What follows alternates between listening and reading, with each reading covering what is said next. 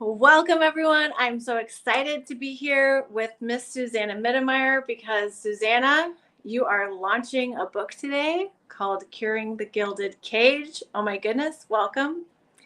Thank you for inviting me to be the honor of kicking this off with you. Oh, thank you so much for saying yes and doing this with me. Really, really happy. Yeah, I got to have a sneak peek, I'm just going to say. So I was reading the book. I'm here at a lugar in Costa Rica, and I was reading the book on my flight here, and the title itself, Curing the Gilded Cage. What is a gilded cage? I think I want to ask that. What is a gilded cage? Yeah. So I want to say, like, this is so magical because the book arrived today. So I'm going to show It did. you how Oh, actually, yay. yeah. Oh, So cool. So this is how it looks. And yeah, so what is that gilded cage? So it's like where a lot of people, when they go for creating their lives, they most of the times go for, okay, so what should my life look like? Like they have this yearning for the good life, the perfect life, like finally getting it right in a way and arriving somewhere. And for most people, it's like chasing an ideal. And that is where people are following an ideal rather than creating their lives. And the book was, first of all, it was inspired by Gary Douglas' idea. He's like, hey, Susanna, how about creating a book, writing a book with the title Curing the Gilded Cage? And we had a very short conversation. I love his style, like very short conversation, yeah. delivering the energy, and like, okay, got it, on writing the book. And what the journey of writing this book brought up was basically what's up in the world right now for so many people. This I have to get it right. Like I have to have a life that looks a certain way. And in this world, it's like with social media and everything that we're bombarded with on a daily basis, there's this certain way that, like, a lot of examples out there of how that good life, perfect life should look like. And it's like the perfect body and the perfect training program. I mean, like the things you see on a daily basis, the perfect mindset, relationships, Yeah. how many Ks of dollars are a sign of success, or how many participants you're supposed to have in a seminar so you are successful. The car And you drive, the house, the handbags, all the things. it's like also almost a recipe that you Yeah. get, that you see every day, like, oh my god, I don't have that yet. Maybe, like you say, maybe I should have that. I forgot the handbag. Oh my god, totally missed If something. I just had that handbag, I would be happy and I would have the perfect life. That, right, that. And it's so, and we all know it's like it doesn't work, but maybe I missed something. Like Yeah. maybe this will, maybe if I will tick this box, maybe that will give me what I always was looking for. And Yeah. it's like, how many of you out there have tried to fulfill any of those things or tick any of those boxes? And if you ask yourself, so how is that for me? Like, what is this actually doing for me? And does this create more of me or less of me? And what a lot of people then start to realize, it's like what looks like gold, like talking about the gilded cage, what looks like gold might not be gold for you. I love that. Yeah. And just like, the picture on the book is beautiful. If you're going for that, if you're going to tick the boxes off, I know I did that. I was like, I need to get a job, I need to have a boyfriend, I need to convince him to marry me, and then I need to have a kid, and then I need to have the perfect family, and then everything will be perfect. But then it's like, how I know for me personally, from creating it from that space, I started to feel like I couldn't breathe. I felt caged in, not because of all of those things, but because of how I chose it and the space and energy that I chose it from. So I think it's so awesome that you wrote this book. It is a book full. It's not just a book that you read and it's, you know, a casual thing. It's a book that's going to change your entire life. And there's tools in there, there's processes, like ways to like work through things, so that part of the title is to cure that. To cure, it doesn't mean you have to get rid of all this amazing boxes that you've checked. But I get with reading this, you also get the tools to actually begin to enjoy it and receive it, and not have to feel trapped in a pretty gold cage. So, Wow. is, what That. is what is one of your, there's a chapter that I read and it was on rightness, which is the ultimate cage, as you called it. So I would love to have just a little discussion with you about that, and how, you know, if you're listening to this and you're like, well, what is right and what is, you know, isn't there good and bad in the world? And can you talk a little bit about where even looking for that and going for that, how that traps you and how to start shifting it? Yeah. So the rightness and on the other side, the wrongness, like that's the parameters, the things, judgments that we are handed to from everywhere, from our cultures, from our parents, from our families. It's like that is what people use to navigate everything and decide, like, is this a good choice? Is it a bad choice? Should I do it? Is it right? Is it wrong? And that is oftentimes, it's not about is it right for me, but is it right for others? Is it Yeah, right for the structures that I have around me? Right for the yeah, for the standards that other people have, or the projections that I have from my parents or someone around me. So that seldom has anything to do with us. Like when we go, it's about making something outside of us more relevant and real than what is true for us. And that is really the ultimate cage, because you only have two choices. You only have the right choice or the wrong choice in life, but never the choice that's good for you.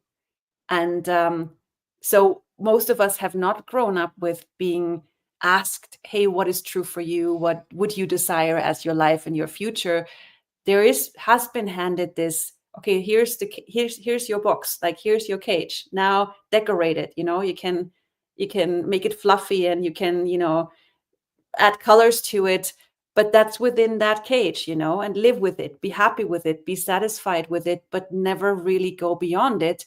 Because most of us have, like, how many of you have tried to go a little bit beyond what has been handed to you, and how wrong have you been made? Like, oh, you're not grateful, you are never satisfied, why do you always ask for more? But then realizing that is actually the gift, that you asking for something different, you asking for more than what has been handed to you, that is an inspiration.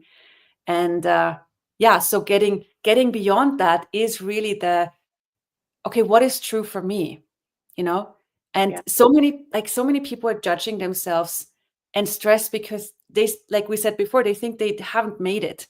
And when you ask them, okay, what do you mean, like, you haven't made it? And they say, well, I don't have this and this, I don't have the followers, I don't have the money, I don't have what I should have, like according to the judgments of what's right or wrong, someone else's point of view.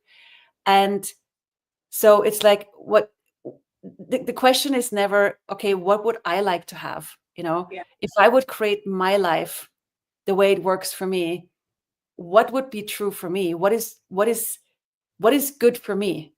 And what makes me happy? And it's like the courage to create and go for what makes you happy, yeah, no matter if it matches anyone else's standards.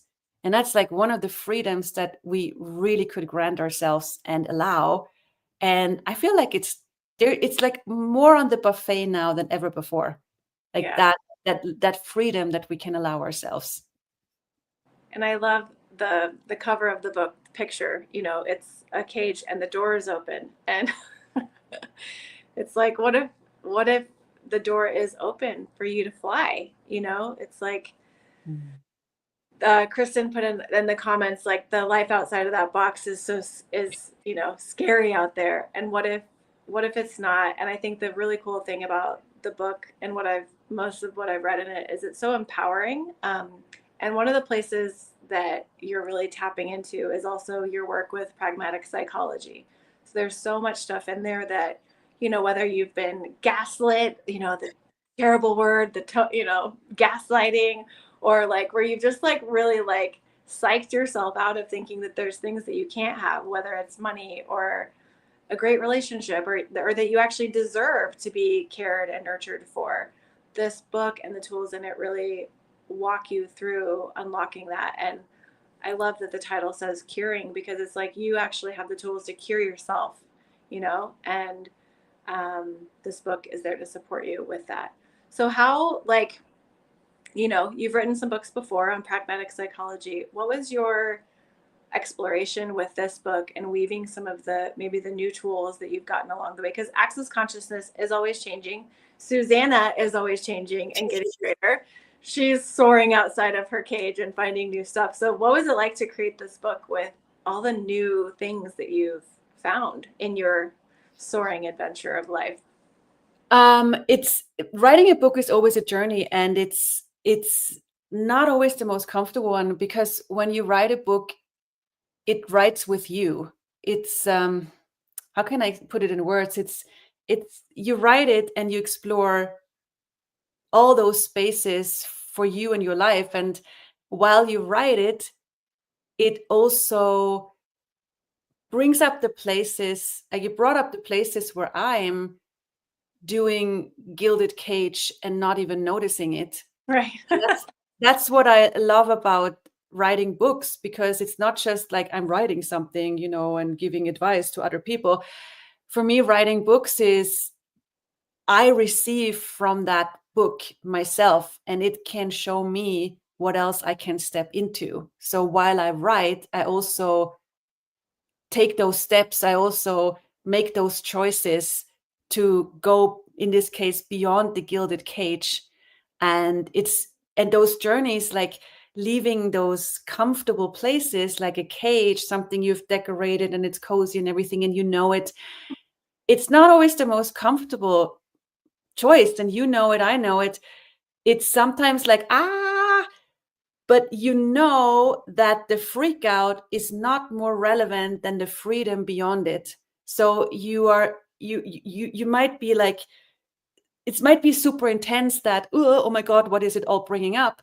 But it's worth it. If you don't allow it to impress you and you keep on going, it pays off. And there's a freedom beyond it that is undefined, that is new, and you have no navigation system for it. You just know, yes, I'm going there. And this is really an invitation for all of us to say yes to something creates greater for you and the world, even if you don't know how it looks like, and you don't have a GPS for it yet, and you don't have the ideas exactly how it will look like. You just know, you have a sense of, I'd like to have a bigger life. I'd like to have a life that when I wake up in the morning, it's, like, yes, alive. And of course, there might be moments when it's like, ugh, but most of the times it's yay. And what if we don't have to know how it looks like? You don't have to define it. You just go, yes, I'm just saying yes to it. And that is an exploration of going beyond it. And because you mentioned the word curing, and curing is not about fixing anything. And because in this reality, oftentimes curing is about, here's a problem that you need to overcome and you need to fix it. But the fixing is already validating that there is something to fix. It's already like fixing is the point of view for many. Okay, there is a problem to fix. So it validates the fact that there is a problem. But in this case, it's not about curing from fixing, but curing from choosing, from the clarity, from the ask you have of, hey, what else is there for me that I haven't explored yet? And then the choice to go there, no matter what other people think, no matter whether you know what it looks like, you just go, yes, and on to that glorious life that can be yours. That's so beautiful. Especially because I think that a lot of people are in a perpetual state of trying to find out what's wrong with them to fix it. Yeah. Oh, so this book is not that. If you are ready to retire your adventure of fixing yourself, this book is inviting you to something beyond that. So, what Yeah. would you say? Like, did you have anyone that you wrote this book for? If people are wondering if this book is like for them, or what's your sense of who This might be your beloved reader? this book is truly for everyone, and it's also for the people who are courageous enough to not need to get it right anymore, and to acknowledge that you have that courage, that you, like, if you listen to this and you haven't turned this conversation off, this might be an acknowledgement that you're one of those, wonderful seekers that loves exploration, that has the vulnerability, truly the vulnerability to Yes. not get it right, and the joy of exploring what else is possible for you. And I'd love to invite people to, like, let go of that stress of, oh my God, my life has to look a certain way and only then it's good. And this constant comparison with other people and their cages and their rightnesses about how, like, what is their standards, and going, okay, bye bye, all of this. I'm on to the exploration of what makes me happy and what's true for me. And I'm going to choose that and go for that no matter what. And that amazing inspiration you become by choosing what's true for you and living what's true for you, no matter how it looks like. And I get the sense that, sometimes, as you said, that can be a very uncomfortable adventure, or it can be super undefined. Like, if you're like, I have no idea what would make me happy. But um, the book it's got a lot of really cool, like, practical tools and exercises to walk you through that. And also, it's not like a one time, read it once, do the exercises, you're done. It's like a thing that you can have with you along the way. Cause you might, when you start to fly, you're like, yeah, I'm a bird, I'm amazing. And then you realize that you've just flown into another cage or something like that. So, um, That is so well put. Exactly that.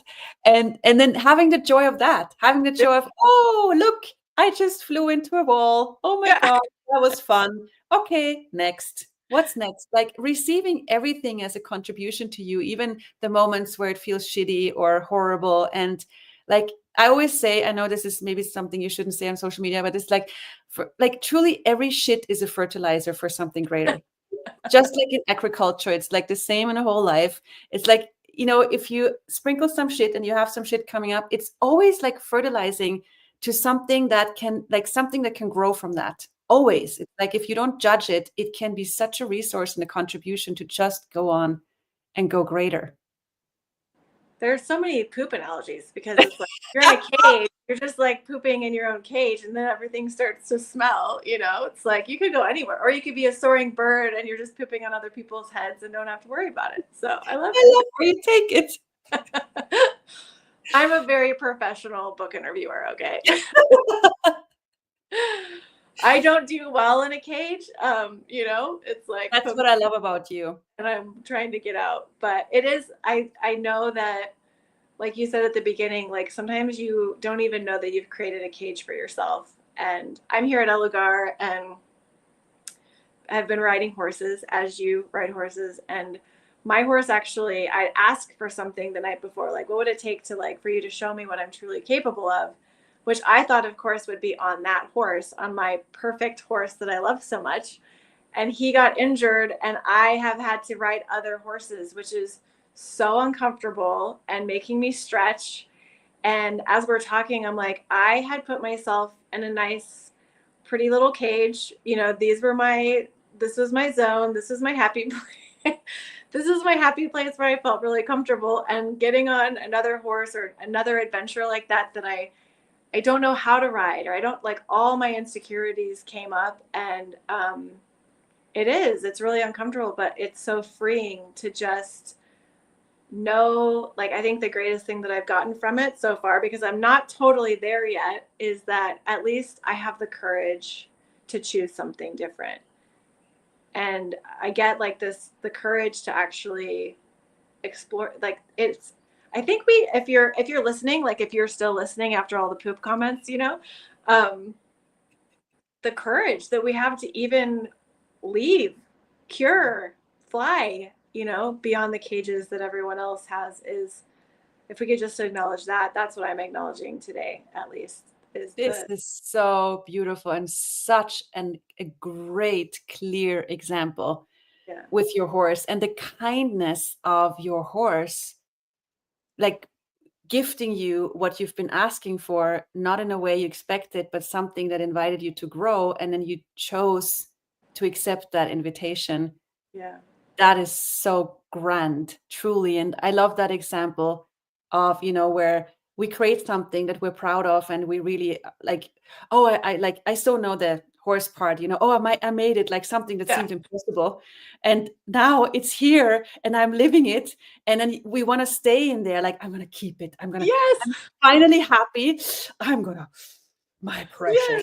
I'm going to hold on to it and nobody will take it away. But then we don't realize, as you say, oh, yet another cage.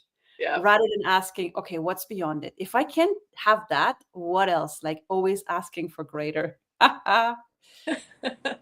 Yes. So, where can people find the book?